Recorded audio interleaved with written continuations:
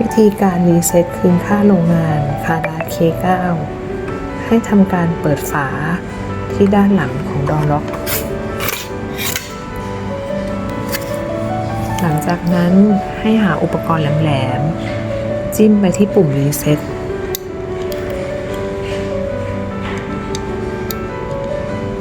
ตรงนี้ค่ะค้างไว้จนกว่าจะได้ยินเสียง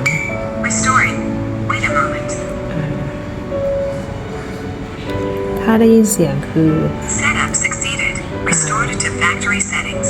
Pin code is too simple. Please modify master pin code as soon as possible. อันนี้ก็คือทำการรีเซ็ต Auto mode. เรียบร้อยแล้ว Setup succeeded. Restored to factory settings. Pin code is too simple. Please modify master pin code as soon as possible.